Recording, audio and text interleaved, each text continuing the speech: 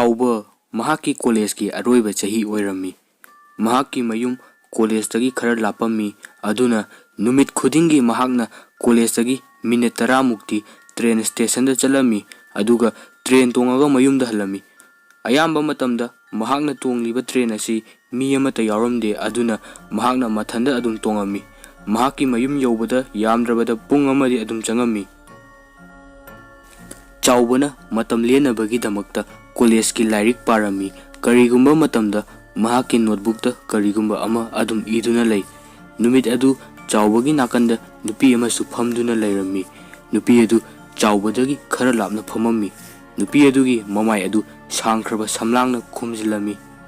Maram asina chaubana nupi adu kanano haiba masak khangba ngamlamde. Angakpa wa amana nupi adu machi amata phawba lengdabida layrami. Aduga yengbada nupi adu makhada karigumba pot ama yengbagumna lay adubu chaubana khangba ngamlamde nupi adu kari pota yenglibano haiba chaubana nupi aduda yengdanaba tawrami adubu hekta yade nupi aduda adum yengami adubu akonbadadi mahakna nupi aduda yengdabida mahaki thokwa lyric paduna layrami aduga mahaki notebook ta chaubana karigumba ama iduna layrami.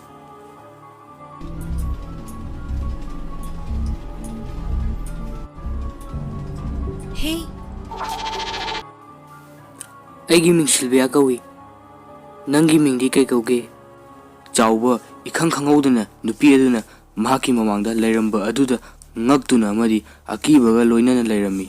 Nupi adugi mamai adu ngausrok ngaurami yengbada migi I chupubagumna mali.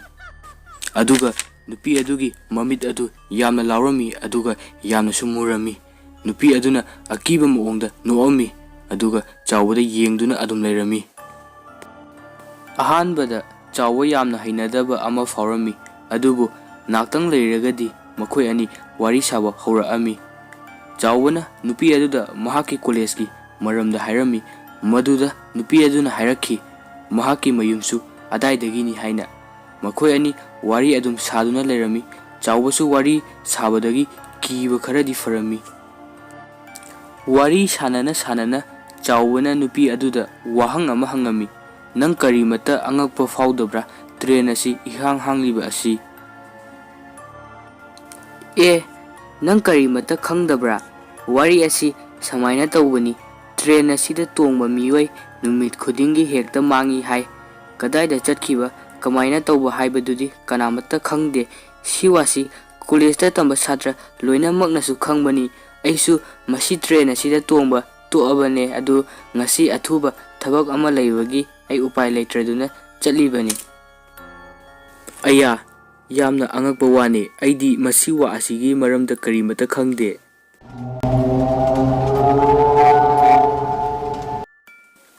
Nang karigumba makhol ama tabra? Karamba makhol? Khangde angakpa makhol ama. Aidi karigumba makhol amata tadena. Tautu. Ado makhol ase kadaidagi laino?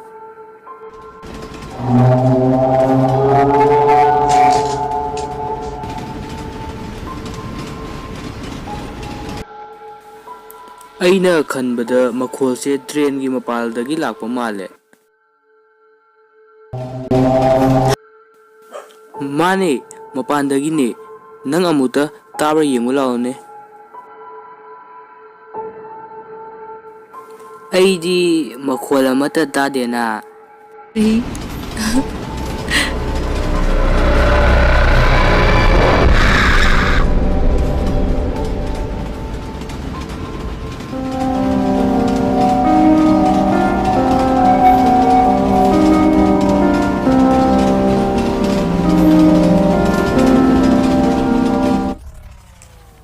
Mayam wari asi haitana yamna sumatam changna semjakhibane ado mayam aigi subscriber 600 mukta ngairi mayamna nusibiduna 1k phawbadadi yahonbirao mathang nungaiba video kaya ama thagacharake.